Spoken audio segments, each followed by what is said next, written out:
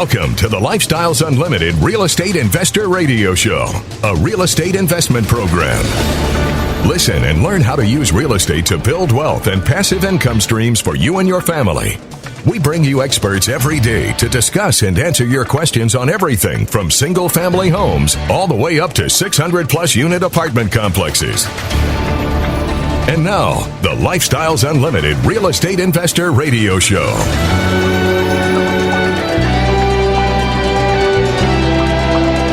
Welcome to the show. My name is Al Gordon, and as always, I'm working on your financial freedom. I've got proof today. I have proof that I'm working on your financial freedom because I brought you proof that real estate does better than inflation. Yeah, proof positive. I have it right here in front of me, and I'm going to share it with you in just a moment. But before I do, I want you to understand that whatever you are doing for retirement, it's either working or it's not. There's no getting around that. It either is getting you to a place that you're trying to get to, and when you get there, everything's going to be fine, or it's getting you to a place that maybe you're not sure of, and what's scary about that is when you finally get there, you don't know if it's going to work or not. That is scary. And I don't care how old you are. I don't care if you're in your 30s, your 40s, 50s, 60s, or even like Don, who was on yesterday's show, who started investing in real estate in his late 60s. He's 70 years old right now. And in a 3-year period of time, Don completely rewrote the books on 35 years of stuffing money into retirement accounts and doing what he had been told to do his entire life, only to realize in his 60s that plan was a ticking time bomb. He figured it out. He figured out that he was going to run out of money. Or actually, to be honest, Don figured out that he might not run out of money, but it was going to be danger close. Because people in his family live a long time. I mean, he mentioned to us that his mom lived, I think, till her 90s, and his dad was up into his 80s. So that kind of tells me this guy's going to be around for a while unless something goes bad with his biological system. He's going to be around. And what he's done now is he's totally transformed his retirement account. I'm telling you, he took $1.2 million out of retirement accounts and out of a house that he had completely paid off. And some of you think that's very risky, that he took a loan out on that house to use that loan to invest in real estate. But here's what Don knew. He knew that the spread was worth it. He knew that the paltry interest only that he's paying on his house, and he's got a ridiculously low interest rate, whatever he's paying there is well offset by the returns he's making in his real estate. And now I'm just going to hit you with the big fact that I've been dying to hit you with this entire episode. I know we're only a couple minutes into it, but this is what you need to know. Remember last week when I was talking about Social Security, and Social Security came out and they said they were giving everybody a 5.9% increase in their Social Security benefits. Do you remember that story? Yeah. So for the first time in like 20 years, Social Security jumped its rate of payment up more than 1% to 2%. And what I pointed out to you is that is an indication that inflation is occurring in this country. As a matter of fact, what I was citing was an article that said from September of last year to September of this year, the consumer price index jumped 5.9%. And that means that the Social Security Administration must look at that number, analyze that number, and then make a determination as to what they're going to do with Social Security payments in the upcoming year. And what they analyzed was that, inflation is actually here. It's actually prevalent. Prices are going up. And based on what the Social Security Administration measured, they were going up almost 6%. So that should give you an idea that just about everything in your life should be going up about 6%. Fuel for your automobile, heating oil for your home, cereal for your breakfast table, steaks for the barbecue. All of this stuff will go up in price. And real estate is no different. Real estate is also going up in price. And the one stat that caught my attention today, this is the stat you want to hear, is that single-family rents grew 9.3% in August of 2021. 9.3%. Now, who came up with that number? A little organization called CoreLogic. They're kind of like one of those big data crunchers out there in America. And what they were doing is they were measuring single-family rents from August of 2020 to August of 2021.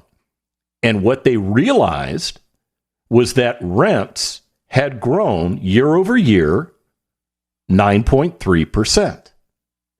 So I got to ask you, what's a bigger number? 9.3 or 5.9? Well, obviously the 9.3 number, right? I mean, this is not a trick question. It's true. So what's the spread? It's about a 4.4% spread. So if you want to look at what real estate is doing in relation to just general inflation, real estate is almost doubling what inflation is doing. Okay, it's not quite doubling. I got to back off that statement. But it is doing 4.4% better when we're just looking at rents. Now think about it. If you own a rental property and you were leasing that property for $1,000 per month, and that lease is coming due, you have to make a decision. Do you adjust the rents upward? Do you leave them alone? Or do you do something else? Interesting, isn't it? So I'll tell you what. Think about that 9.3%. Consider that it's $93 of $1,000. And when we come back from the break, I'm going to do something with that. Stick around.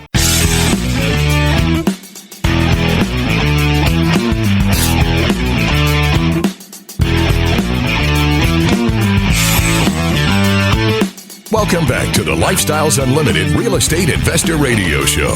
Now, let's get back to your map to financial freedom.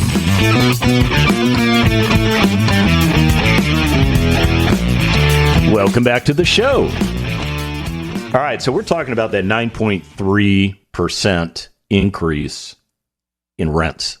Yeah, that's what single-family homes are going for today, 9.3% higher than they were going for a year ago.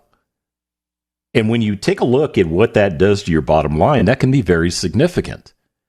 Yeah, an almost 10% increase in your rents is pretty significant. But you also have to keep in mind that you have expenses associated with your rental properties. So what are those expenses? Well, if you're doing everything correctly, you will have gone in and fixed up everything that could go wrong with that property. Anything that could go wrong in the next 5, maybe 7 years, you will have analyzed, you will have repaired or replaced it so that it's going to have a 5-year life expectancy, at least a 5-year life expectancy. So what that does for your expenses on your property is it takes them close to zero. You heard me correctly. Zero. Yeah, if everything is working correctly in your property, what does it cost to repair it? And the answer is, well, nothing. It doesn't cost anything to repair it. And your resident should be taking control of all of the utility expenses on the property. Now, I realize some properties are in different municipalities, and some things maybe you have to have in your name because maybe that's what the local municipality requires. But you can pass all that on to the resident. So you're not paying for water, you're not paying for electricity, you're not paying for Well, maybe you're paying for sewer. I don't know how it works for you guys. But if that's the only thing you're paying for, that should be pretty insignificant. When you take a look at the other costs associated with your rental property, I mean, let's break it down for you. What other costs do you really have? Well, you are going to have a mortgage payment.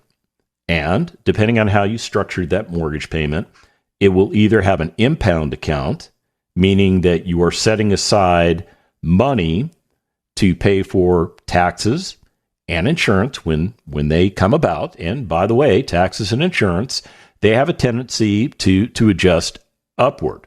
They do. I just got all my renewals for my single-family properties. All of them came in the mail today, and I was looking at them, and yeah, the insurance cost, it did go up. So I have to take into consideration that my insurance is going up.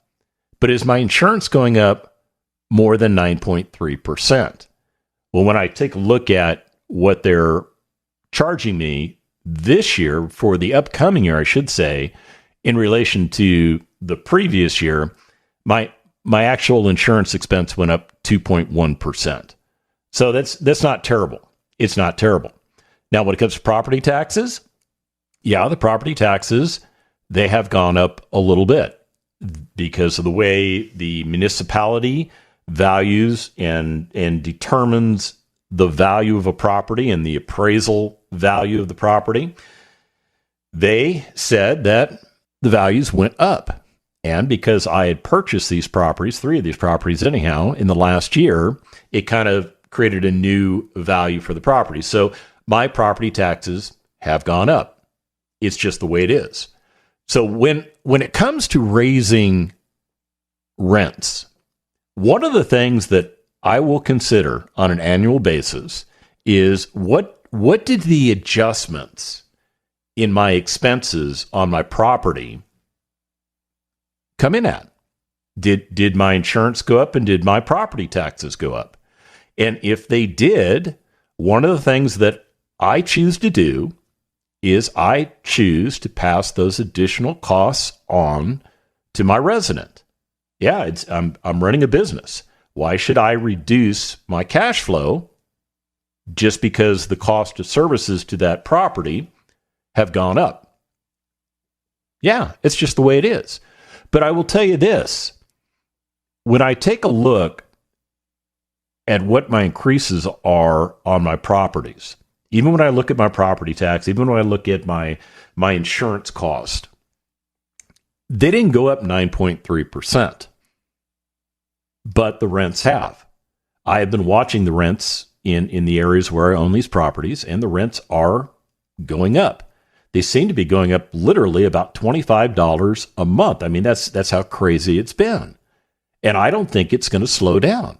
As a matter of fact, a lot of the research that I have done is indicating to me that rents will continue to push upward. They will continue to push upward. And this has a favorable effect on your real estate business as long as the increase in your rents are staying ahead of the increase in your expenses. And that's really what I want to get at today, because I think you need to understand that you have to protect your bottom line. You have to protect your bottom line because you're making money in real estate 5 different ways, 6 different ways if we're in the multifamily space. But just because we're talking about single family today and only single family, I'm going to just stick with those 5 ways we make money in real estate. Now, I think the most important one, you'll always hear me say this, is the cash flow. The cash flow. Because with that cash flow, you will get yourself to a place of retirement. That's the way it works. As you bring more and more cash flow into your household and you start to realize that cash flow is allowing you to pay your ordinary bills, the more cash flow that comes in and the more it takes over ownership, so to speak, of the bill payment, the closer you get to retiring yourself. And when you have enough of that passive income coming in that it meets or exceeds all of your bills, kind of like what Don explained to us yesterday. Don got to that point in 2.5 years where all of the cash flows coming in off of the 21 different apartment communities that he's invested in, that cash flow is covering all of his bills. And at that point, he effectively was retired. Now, he'd already retired himself years ago, but he wasn't as retired as he is now. It's pretty cool. A 9.3% increase. Kind of significant, right? I think that if you are in a position where you can adjust your rents upward, you ought to consider doing it. Now, why should you do it? Because of the bottom line. I'm going to keep going back there, folks, because I want you to understand that you're not in the business of charity. You are not in the charity business. You are in the business of operating a business. And there are two ways a business can go. A business can be profitable, or a business cannot be profitable.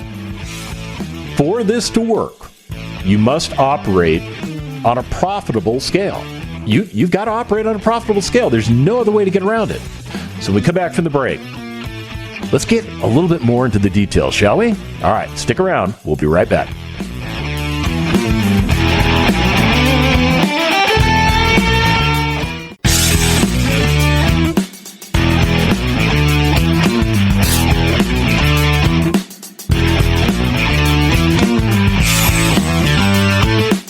Warning. Listening to the Lifestyles Unlimited Real Estate Investor Radio Show will change your life. We will teach you how to create wealth and passive income so you can be financially free. And now, back to your host. Welcome back to the show. You know, I've been doing a little more research during the break, and I found another article that's indicating to me that annual rent growth for detached rentals, which are primarily single-family homes, maybe duplexes, things like that, went up 11.7%. 11.7% for detached rentals, 6.4% for attached rentals. Yeah, so what they're getting at is if you have a rental that shares a common wall with another rental unit, those properties went up about 6.4%. But if you had a single family home, the growth was even better than the 9.4%. It was actually closer to 11.7%. Yeah, that's pretty high. So I think about it. If you had a $1,500 a month rental payment, and a friend of mine just mentioned to me that that's what his rental payment is. And he just got a rent bump. I guess they signed a new lease, and the landlord said, hey, we're going to have to move the rent up $50. And he was okay with that because that, $50 is not the kind of rent bumps that we're talking about here. But an 11.7% rent bump is pretty big. It's pretty big. I mean, wow. It's $175. Yeah, that's $175. That's a pretty significant movement, meaning a property that was renting for $1,500 a year ago should be renting today for $1,675. That's a pretty big jump. Now, keep in mind, those insurance costs may have gone up. The property taxes may have gone up.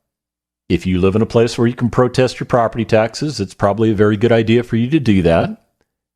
You should always shop your insurance. Yeah, it's a competitive market out there on the insurance side. Just don't fall on your laurels. Don't just, say, hey, I've got insurance. I'm real happy with these guys and using them for the next 20 years because they could change over time. Always shop your insurance. So you've got this rental property, and the rents are going up. What does that do for your bottom line? I mean, really, let's break it down. Let's just say you had a rental property that was producing $5,000 a year in rental income. And let's just say, for giggles and grins, that maybe you obtained a 5% increase in your rents, in your retained rents. So maybe you were able to increase your rents, let's say 11%, but maybe your expenses went up too. So maybe your spread is only 5%. Well, how much is that? Well, it's $250. It's not a huge number, is it? But it's a number going in the right direction. I think that there are people out there that have an attitude where they go, well, I only made an extra, $250 this year on that property. So, maybe that's not so great. Maybe it's not worth doing. Well, why isn't it worth doing? I think it's very much worth doing, because when you sit down and you think about it, a 5% increase for you monthly on a property that's producing about $5,000 a year in income for you, it's only going to go up about $20 per month, $20 more dollars in your pocket. Now you're probably not going to go buy that mansion with that extra $20 in your pocket, and you're probably not going to go get that Lamborghini with that extra $20 in your pocket. And I get that. I understand that. But let's say you had 10 houses, and 10 houses put an extra $20 in your pocket every month. What does that translate into? Well, that's an extra $200. And annualized, that's $2,400. Okay, that's starting to become a little more significant now, right? And here's the point. There are people that will figure, well, I'm not going to raise the rent. My insurance went up. My taxes went up. I really like my residents. They take care of my property. I'm not going to give them a rent bump because I choose not to do that. I'm a big enough man that I could absorb the $20 hit every month. And I think that's a bad business decision. I really do. It tells me, number one, you don't believe in your product. I think that's true. I think that you don't believe strong enough in your product that you're willing to charge more for that product. And I don't think you see the value in that product because you're not willing to charge more for it. Does that make sense? I think that makes sense. Here's the other problem. You say you know your resident, but how well do you know your resident? I mean, if you're doing rental property the correct way, the only time you're really going to meet your resident is when you have them put an application in on your property, you screen them, they come out great, you say, hey, I've selected you to rent my property, let's get into a business relationship together, we'll call it a lease, you sign it, I'll sign it, and then every month you're going to pay me on the first of the month starting with this month here. And by the way, you're going to give me a security deposit. Let's move forward with this business relationship. And they go, perfect, we're in. And a year goes by. How well do you know your residents? Other than the fact that from time to time, maybe they tell you if they have an issue with the property, if everything's going well with the property, they shouldn't be telling you that they have issues. You get a monthly rental payment from them on the first of the month, every month. 12 months later, how many times have you really interacted with these people? And the reality of it is you probably cashed their check or they did a online payment or something like that. You don't know these people. So why do you want to be concerned with their financial situation and save them $20 a month? I just don't think that it's viable. And what it does for you is it actually puts a negative dent in what you're trying to accomplish. I think you absolutely need to understand that the rental assets that you put out in the marketplace have value, and people are competing for those assets. In many places in this country, there is a lack of available housing. Now, I didn't create this lack of available housing. You didn't do it. I think the government might have had a little bit to do with it, but I don't think the government went out of their way to intentionally create a lack of housing. Now, I think the lack of housing is just a byproduct of what's been going on in our different economies within this country. We're seeing people move from certain parts of this country to other parts of this country.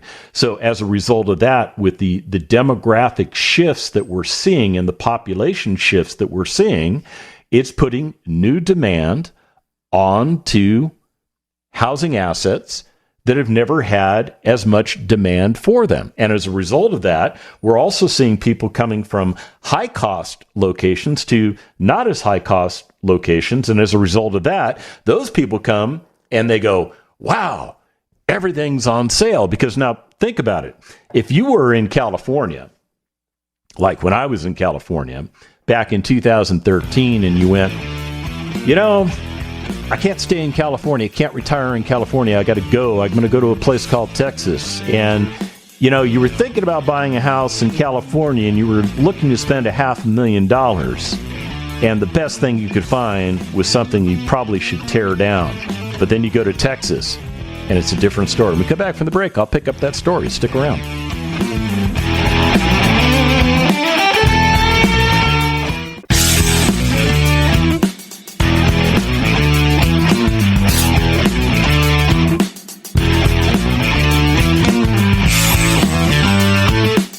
Welcome back to the Lifestyles Unlimited Real Estate Investor Radio Show.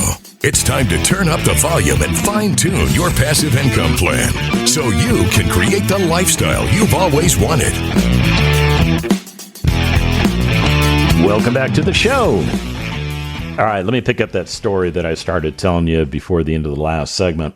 So Tina and I, 2013, I'm getting ready to go on a final deployment with the Army. It's literally going to be my farewell tour. She and I had been talking about, okay, when this military life is over, where are we planning to live?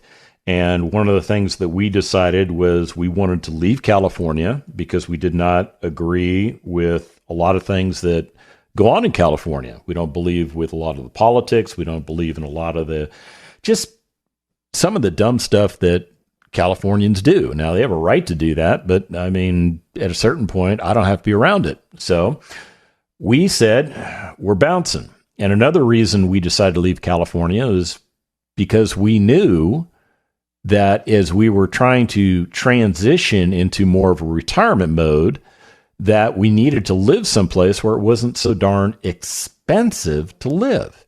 And we were living on the central coast of California, which is a beautiful place. But we were looking to maybe buy a house there. And I mean, I'll just be honest with you. We were pre-qualified to buy something in the $500,000 price range back in 2013. Well, back in 2013, let me tell you what that would buy you on the central coast of California. Now, you wouldn't be on the central coast. You'd have to be back in the kind of the coastal mountains a little bit because it's too expensive to live near the water. Yeah, $500,000 wouldn't have gotten us anything. So we were looking at properties that were literally teardowns. Literally 2,500 square foot kind of ranch style houses that when you went in them, they were dated and not well taken care of. They were wholesale properties, so to speak. So if we had stayed in California and we had bought one of those properties, we would have dropped another $200,000 into that property just to make it livable. And we didn't want to do that. So part of our exit strategy was we came to Texas. And when we came to Texas and we started looking around at what we could buy in Texas, we were just blown away. We were amazed. We bought a 4,000 square foot house on a half acre in a gated neighborhood for, I think I paid $405,000 for it, which was $100,000 under my budget. Yeah, so I went from ugh when it came to where I lived to wow, this is pretty nice. But that's going on today in Texas. We have people moving to Texas from other parts of the country, and they're looking at what they can buy in Texas for the prices they can buy it for, and they're going, everything's on sale. Everything, they're like giving real estate away. Because now think about it. It's not 2013 anymore. It's 2021, right? So if you're a tech person and you were living in Silicon Valley, you were probably renting, you heard me correctly, you were probably renting maybe a 1,600 square foot house, 3-bedroom, 2-bath, maybe a 2-car garage in a nice neighborhood. Value of that home was probably $1.2, $1.4 million. You couldn't afford to buy it. Not even at your crazy 6-figure salary. You couldn't afford to buy that. And you rented. And your rent was probably ridiculously stupid too. You're probably paying $3,500 a month for that house. And then all of a sudden your tech company says, hey, we're going to move you to Texas. And you come out to Texas. Maybe your tech company goes to Houston. And you wind up, looking around Houston. You start looking for, okay, well, what can I rent? And you start seeing what $3,500 a month in rent can buy you. And you go, wow, this is really neat stuff. And then you start going, well, what if I can buy? And then you start going, wow, I still kind of have a 6-figure income, but I can afford maybe $500,000, $600,000 house, which here in Texas is 2 to 3 times as big as what I could buy in California. So we've been experiencing people come out here to Texas and they bid up the prices because they want their piece of real estate. They want to get into something that they've never been able to get into before. So you have people coming here with different expectations that are willing to pay more for stuff than, say, your typical Texan's willing to do. And that's part of what drives up all of these costs. Now, I started off the show by just telling you that rent prices, on average, were going up 9.3%. And as I read down farther through the article, I realized as we were looking at purely single-family homes, that number actually jumps to 11.7%. That is a significant increase in your rental income streams. It is very important that you understand why this is happening. I believe, based on everything that I have read, probably for the last 3 to 4 months,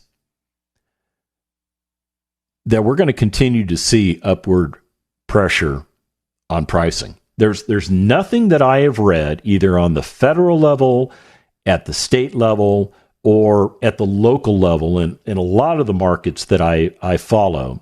There's nothing that I see in any of those markets from an economic standpoint, from a demand standpoint, from an availability of product standpoint, that leads me to believe that we're going to see prices leveling off. I just don't see it happening between now and the end of the year. As a matter of fact, a lot of the things that I'm reading are saying, hey, man, just buckle up because we're going to see this continue on until next summer. Some of the other publications that I've read said, hey, man, it's going to go all the way through 2022. So what should you do? What should you do?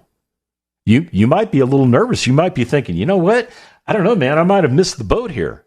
I might have totally missed the boat here. This has got to be a terrible time for me to invest in real estate because the real estate prices are going up. Rents are going up. I can't afford to get into this market.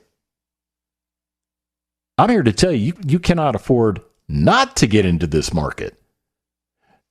When you see the health of an investment market and you stand back and you watch that health continue to flourish, you watch that health continue to grow, you watch that health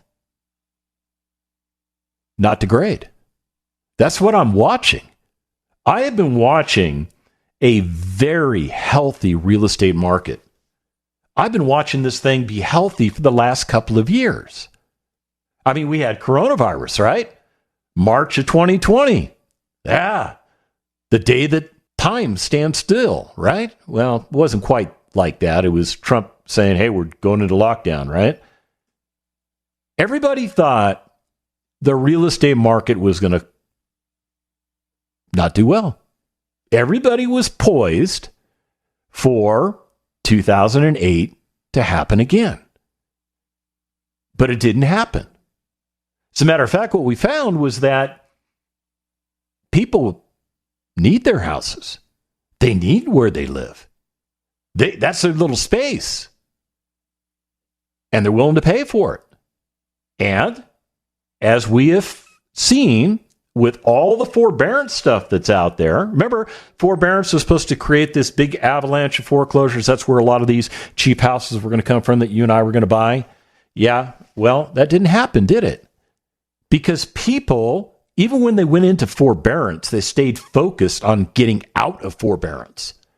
Whether they took whatever excused payments and they added them to the back of the loan, or however they negotiated with their lender, we didn't see people walking away from loans like we saw in 2008. Completely different markets, completely different psychological factors. Yeah, completely different. So if you're waiting for the bottom to drop out, I don't believe it's going to happen. I really don't believe it's going to happen. I'll be the first to tell you if I see signs that it's going to happen, I will tell you. But I don't see it happening. But having said that, as a real estate investor, you always have to have a contingency plan for tomorrow. You always have to think about the what if. What if we wake up tomorrow and Al is wrong? And all of a sudden, real estate is on sale for 40 cents on the dollar. Well, that's your contingency planning. Do you have a plan to react to take advantage of that? I do, as do all of our Lifestyles Unlimited members. We all have a contingency plan in place to take advantage of that particular act. But that is not what we need to react to. What we need to react to is inflationary pressures pushing pricing higher. And what we're seeing, again, real estate doing better on a performance level than inflation itself. Once again, the only asset class out there that outpaces inflation is real estate. And if you want to get started, go to lifestylesunlimitedworkshop.com. Get signed up and let's get you going.